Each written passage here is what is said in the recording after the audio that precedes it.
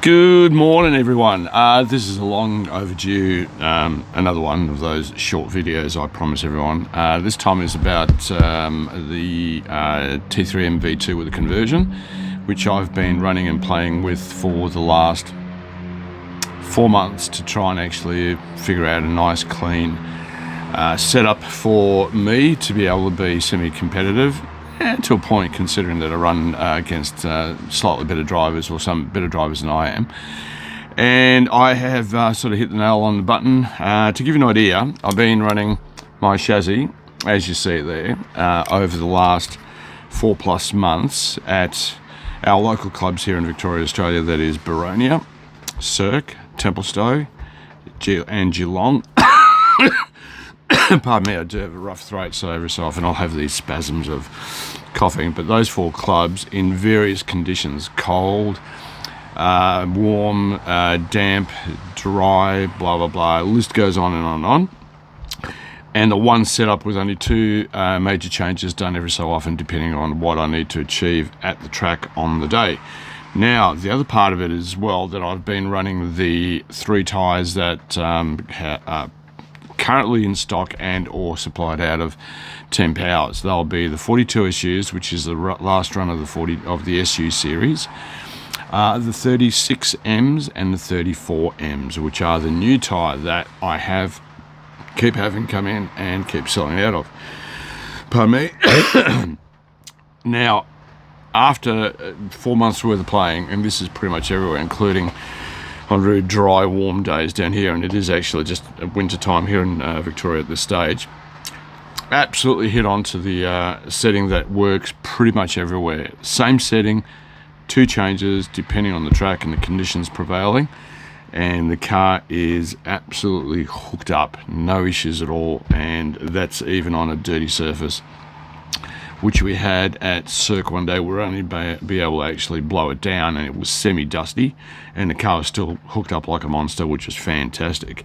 Overgripped at Geelong, changed 2 things to take away that excessive grip. Other than that, no issues. Now, the car itself, the chassis itself, I run is the T3M V2 with the inline motor mount conversion, and the only other 2 items that I've changed on it is the front end, top arms. These are shoey arms. I like it because it stops the actual knuckle bending backwards on a hard hit and possibly breaking. And pardon me. And what was the other thing? Oh yeah, that's right. And I'm running the low towers, the split low towers, which is another conversion kit out of it. You can run the standard towers. The standard towers work really, really good, no issues.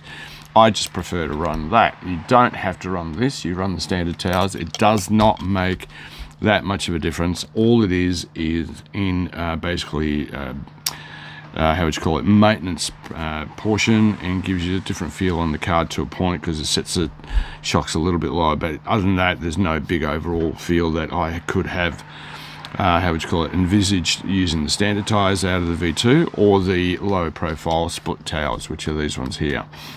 All right, now I'll split the camera around so I can run through the car better for you, so you can see what I've done and what I'm running at the moment, and what I have been running for the last couple of meetings. Okay, so bear with me for a moment, guys. 1, 2, 3. And as we adjust down to what we need to see, there we go. Alrighty, as it stands, the chassis is the conversion, and now how I've set it up to run pretty much at any race meeting. The tyres themselves that are running at the moment and have been the 42 issues on every race meeting, except when I had the chance to run the 34 Ms or the 36 Ms when I have had them in stock.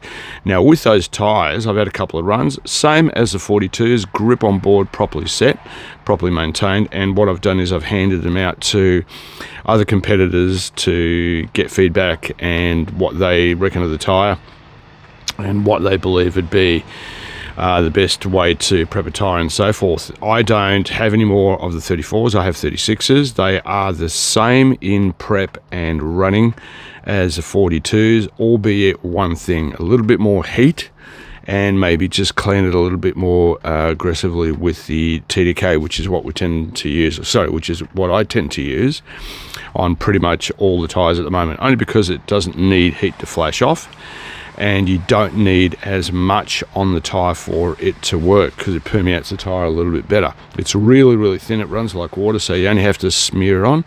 You don't drown it and then expect to cook it off. All the M series and these 42s like heat, so you do need to put a bit of heat into it on days like today where we're running into low double-digit or single-digit temperatures here at Victoria and Australia, especially at the nighttime racing, which is at BORONIA, and evening racings, which is at SERCCC. During the day, you can quite easily get away with 65-70C for about 5 or 10 minutes. I run these tyres when I go to Geelong or at BORONIA or at SERCCC on the evenings at about 70-75 for about 15 minutes, just to get a bit of heat, especially into the insert. So you know you've got a tyre that's going to actually grip up, and they grip up. There's no issues there. Now, with the setup of the car, the biggest thing I've done in the setup compared to what the norm is, and trying to figure out what would be comfortable for me to drive the car and be very, very stable, and the replies I've had from a few guys that I've actually handed the car to drive around at various tracks, and that's all tracks, not just the one or two, is, wow, this car is way too stable. It does the job it's meant to do, which gives you confidence in actually getting around the track without it being very nippy, very twitchy to drive. I run the RAS shocks. I love these more than I do the linear shocks. Now these I have 535 weight thereabouts, which is I think associated 42 weight from memory. I'd have to check on that. But for around about 535 to about 575, 2-hole piston, and on the lowest hole at the rear. There's only 3 holes, 1, 2, 3. This is on the lowest, all right? And with the gold springs, which is the next softest, pardon me, here I go again, next softest in the range of the 4 springs, which is blue, gold, silver, and then red being the hardest. So there, the gold on the rear, lowest hole on the tower, so it has a very soft feel initially, then hardens out, especially with the actual dampening, and it tracks and runs so nice. Same as the front, 535 to 575 depending, gold again, and again on the lowest hole all the way in towards the actual bulkhead, so it's at its lowest setting. So it's actually quite, if you want to think of it, it's very soft initially, and then it packs up as it drops down under compression, and it feels really, really nice to drive. Underneath the actual wishbones on each point, I run a 1mm spacer, and found that to be the best option for your roll centers. On the actual links themselves, on the rear, I run 2 and 2, so 2 in and 2 in and 2 out, 2 in and 2 out. On the front, because of the way the actual geometry is set with these shoey balls, I run nothing underneath the front, so there's nothing underneath that one, but on here I run 2, and because it runs the link coming backwards, on here with the brace, carbon brace, to stop it from actually bending in and out and bending your bulkheads on a hard hit, I run that absolutely parallel. So whatever's underneath here, I match it to make this parallel to that. So when the arm swings up and down, it is no binding, and it actually stays in the position it's meant to. So it doesn't have that tendency to swing out or swing forward or swing backwards. What else? Brace at the front. I find it works really good. I have no issues with that at all. I find that being makes the car feel better than not having it on. So there's no bulkhead twist.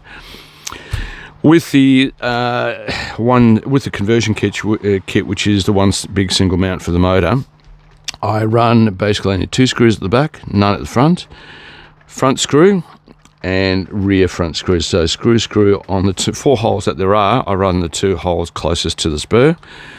It just works. I can't give you an idea, but the geometry just works so well. On the front, obviously, it's all 4 screws because that's got to hold that, and then you basically have the 2 screws at the front. Sway bars, I run the short 1.4s at the front, and I run the standard 1.2 long at the rear.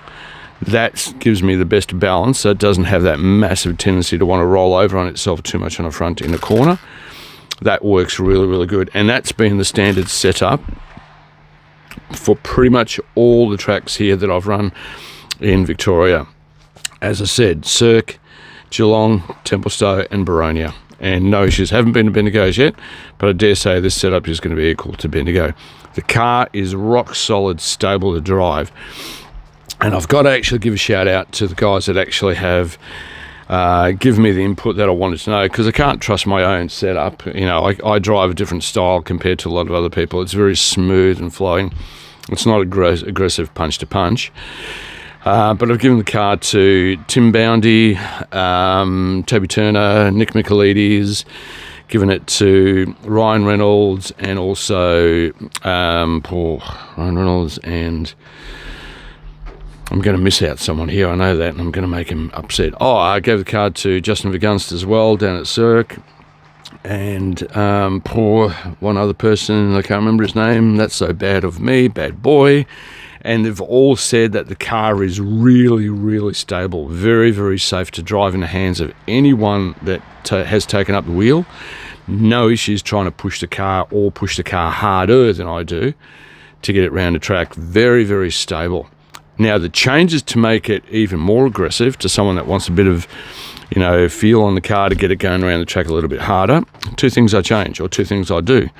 Remove that front screw there. Okay, that's it. Move that, and on the bottom, add another screw there, there, or there, depending on the feel that you need. So either one of those three spots are taken up by one other screw, and that locks up the rear end a bit more, so it makes the front end a little bit more lively.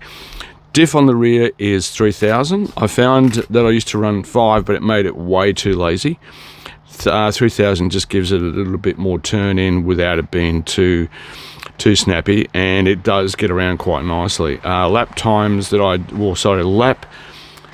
consistency that I do at most tracks is usually 95 and above in consistency, and it just gets me to where I need to be, which has given me good top 3 positions in a couple of races. I'm not out there to try and beat anyone into one. I just want to be consistent and finish a race, and that's the case that it is. But the car has given me the ability to do that and be really, really stable. Additions onto the car standard, which is just to add to the electrics or otherwise, is the fan cover on the 4mm that sits on the turn it underneath. That sits on the actual and bolts up to the alloy mounts. It makes it really rock solid. Is the pit lane shroud that goes onto the 40mm alloy mount, onto the fan, onto the chassis. That way it can't be knocked off the car. It is rock solid there. It doesn't tweak the car at all. Just mounts on the 2 holes that are there. I do run the PS cap, especially in 21 or 13. Helps battery drain on 13 especially. I run the little fat daddy cap right there stuck onto the fan. That makes installation as one package straight in. No big wires sitting anywhere or anything like that. You can run the NPC or NFP cap, which is similar size on the side of the actual fan mount or the body mount, or the body, fan or the body. So it takes away all those extra wires. That's nice and neat. I've just had that on the car since day dot before they came through, so that stays there at this stage. Make sure your wires are nice and clean. Braided wire, so it's nice and tight coming off the actual speed control, and it doesn't come anywhere near the actual fan. Belt there, so it takes away from it being cut and open and all that type of stuff. And other than that, kit standard. Nothing special. I've got the setup for this on pardon me, on the R.A.B. Hobbies Facebook page in one of the posts. I'm going to try and actually send it over to Petita Non to put it on Petita C as a reference guide for guys wanting to figure out what I've been running. That made it work. The biggest difference with the car that is not really off center is the actual pivots for the suspension on this one, which are those little suckers there. I now run on my 2 chassis. I've got another one over there which is just a conglomeration of different brand and bits and pieces, is I run either the Shoei MI8 or the Axon TC103-3 pivots, which fit straight into the arms, and I super glue them in. They can come out quite easily with a tap or a little bit of debonder. Is because personally, and this is a personal preference, I do not like the alloy cups. They work, but they're a constant tweak and clean, tweak and clean. They just drive me insane. These are drop in, bolt it down, and that's it. Until they wear out, you don't have to touch them, and they don't become loose until they start wearing out. So these ones here on this particular chassis, the V2, are the Shoei ones. They work a treat. I prefer those over the alloy, but that's a choice. The alloy cups, the alloy screw down cups that come standard with the car are fine, but you've got to maintain them and keep them clean. That's the biggest thing that drives me insane. So for my own sanity, I've gone that way. The other one is on this particular car, which runs the longer arms.